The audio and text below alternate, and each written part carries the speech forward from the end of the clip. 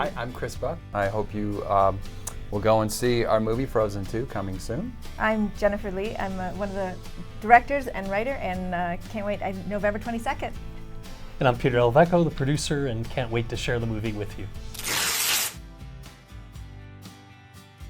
Well, it all started with the story, and as these two started to work on the story, it became a bigger, more complex, more expansive world, I think, than we imagined when we first started. And so that meant that the crew had to really rise to the occasion, and they did, using all kinds of technology and artists working cross departments with each other to develop the look of some of these characters, and it's been a great journey. Yeah, you have wind, water, you have a water horse in water, giant rocks.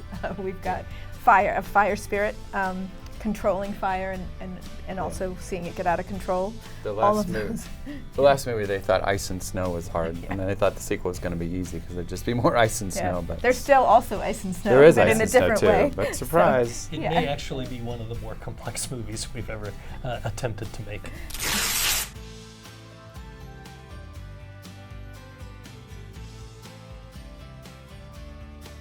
Well, I think we all know, the concept of happily ever after is a lovely idea, but change comes for you.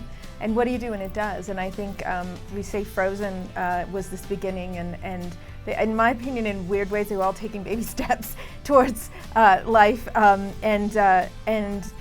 then now it's time to grow up, kind of thing. And even Olaf in his own funny way. So I think that part of life, that's how you cope with change. I think is an important message for all of us, and something that we all struggle with.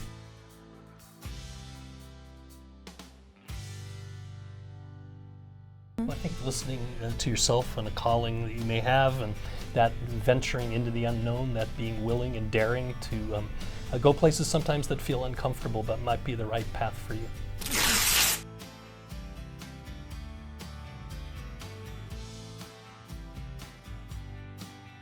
I think what I get overwhelmed by is when we meet people who have tattooed our characters, because that's for life, and that means everything. And so I'm thinking of them as we're about to roll out the new film. Hope they like where we go with the characters. That they don't want to rub the tattoos off. Yeah, they don't want to rub them off. But I think it's that commitment to realize that a character resonates so much that you do that. That's the one that they go right into my head of, like, I'm thinking of, we've met several people and they show us, and I'm thinking of all of them right now. Yeah.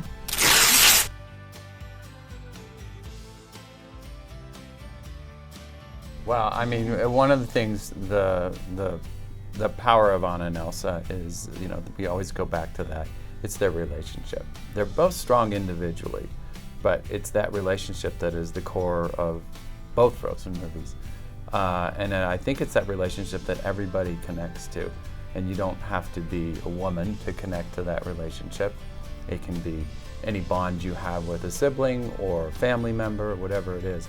And I think that the strength of that is something that really connects with everyone. And in life, most choices fall on you, and so seeing ways that you wrestle through and persevere, and the strength of character that they have. But they're very three-dimensional characters, and that, I think, whether you're male or female, people can relate to you if you are as complex as they are, and you have flaws, and you're not perfect, and you have questions, and you feel scared at times, and so for me, it's about the more authentic the character is, whether it's a woman or a man.